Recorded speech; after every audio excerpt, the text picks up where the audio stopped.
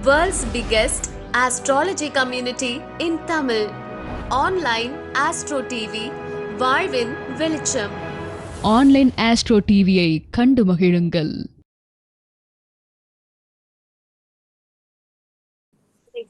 அடுத்தது பாத்தீங்கன்னா நம்ம சென்னையில இருந்து வசந்த். சோ இவர் பாத்தீங்கன்னா கடந்த 2 வருடமா தான் இவரு ஜோதிட துறையில இருக்காரு. சோ இவருடைய தலைப்பு பாத்தீங்கன்னா மேஷத்தின் சிறப்புகள், இந்த தலைப்புல பத்தி பேச வர்றாரு. சோ வசந்த் அவர்களை பேச அழைக்கின்றேன். நன்றிமா. பஞ்சபூதங்களையும் நவகிரகங்களையும் வணங்கி இங்கு கூடியிருக்கும் அனைத்து ஜோதிட ஜாம்பவான்களையும் வணங்கி மற்றும் நம் குருநாதர் டாக்டர் எம்கேஆர் சார் அவர்களின் பாதங்களை தொட்டு வணங்கி இன்றைய பேச்சை தொடங்குகிறேன்.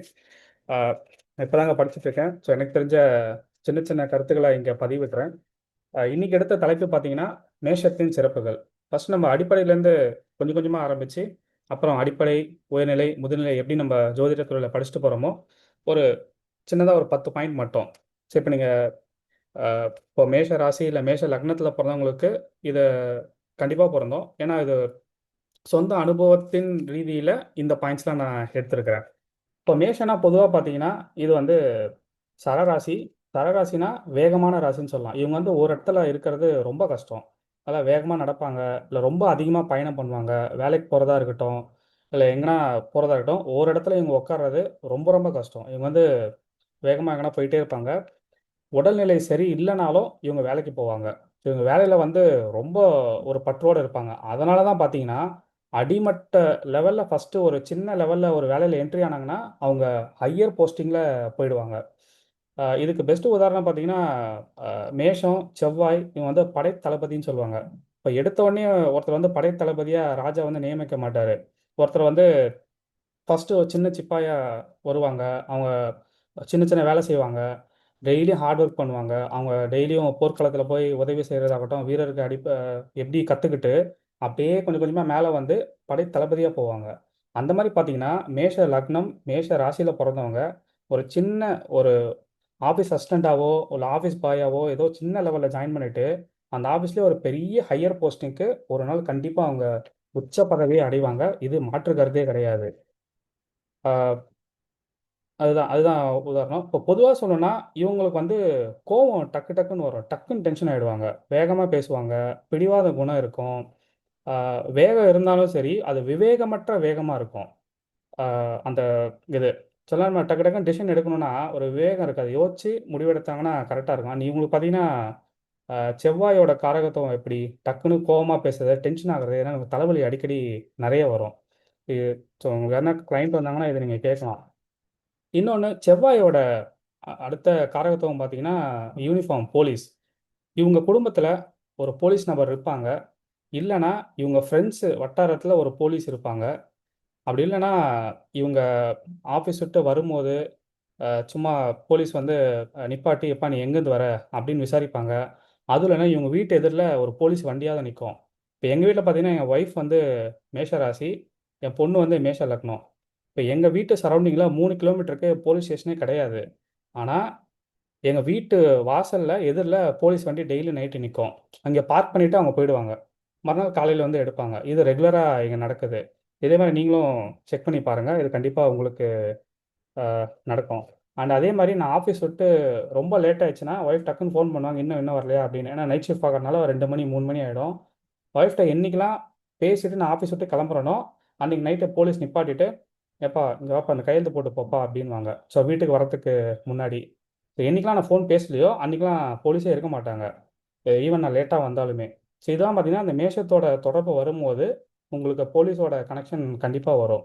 ஸோ கிரகங்கள் நல்ல நிலையில் இருந்தால் நல்ல நிலையோட உங்களை இது பண்ணிருவாங்க.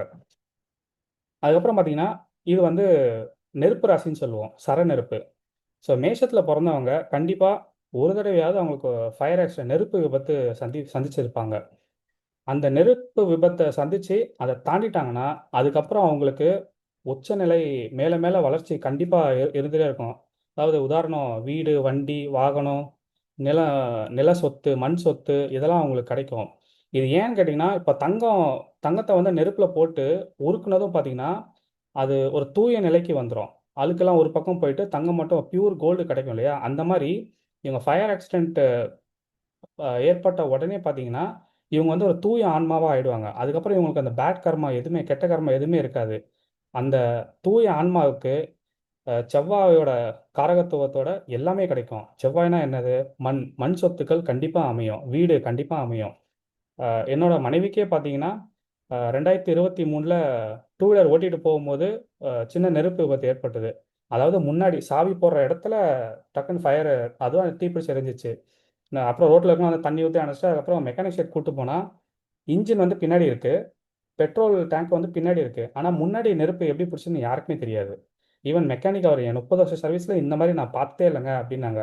ஏன்னா அவங்களுக்கு வந்து அப்போ அ பரணி நட்சத்திரம் அவங்க. அந்த தசாபுத்தி நடந்தது. அந்த ஃபயர் ஆக்சிடென்ட்க்கு அப்புறம் பார்த்தீங்கன்னா, நாங்க சொந்தமா வீடு வாங்குனோம், கார் வாங்குனோம். அதுக்கப்புறம் நிலம் வாங்குறதுக்கும் பார்த்துட்டு இருக்கோம். ஸோ இதெல்லாம் வந்து சொந்த அனுபவத்தில உங்களுக்கு ஷேர் பண்ணிட்டு இருக்கேன். ஸோ நீங்களும் உங்க சர்க்கிள்ல, உங்க குடும்பத்தில யாராவது இருந்தாங்கன்னா, நீங்க செக் பண்ணி பாருங்க. இவங்களுக்கு கண்டிப்பா மண் சொத்து அமையும். இவங்களுக்கெல்லாம் பார்த்தீங்கன்னா, உடல் வலிமை நல்லா அதிகமா இருக்கும்.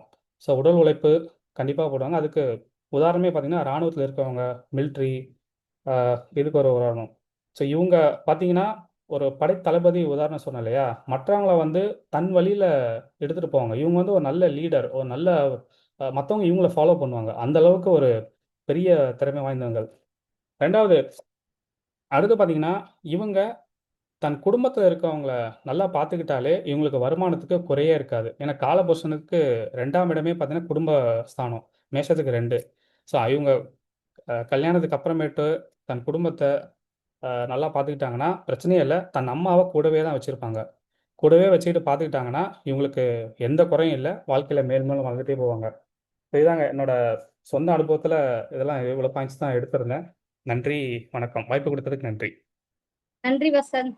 ரொம்ப அருமையான சொந்த கருத்துக்கள் எல்லாம் தெரிவிச்சிருக்குது. ரொம்ப நன்றி. அதாவது எந்த ஒரு படிச்சு முடிச்சதுமே பாத்தீங்கன்னா, வசந்த் படிச்சது 2 இயர்ஸ் தான். ஸோ இந்த 2 வருஷத்துல நம்ம ஐயா என்ன சொல்லுவாருன்னா, நீங்க படிச்சுட்டே இருந்தா படிச்சுக்கிட்டே இருக்க வேண்டியதுதான். ஆனா எப்ப நம்ம வந்து ஜோதிடம் வந்ததுக்கு அப்புறம் ஏதாவது ஒரு கருத்தை நம்ம சொல்லிட்டே இருக்கணும். அப்போ வசந்த் வந்து யாருன்னா என்னுடைய மகன் தான்.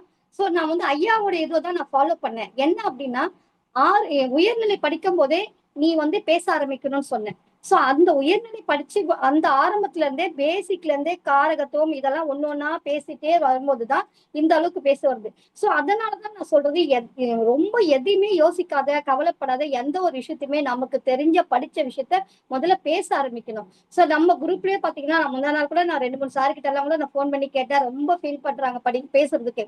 சோ இது பாத்தீங்கன்னா இப்ப 2 வருஷத்துல இவ்வளவு பேசும்போது இன்னும் நாள் ஆக இன்னும் நிறைய பேசுறதுக்கு வாய்ப்பு வரும்.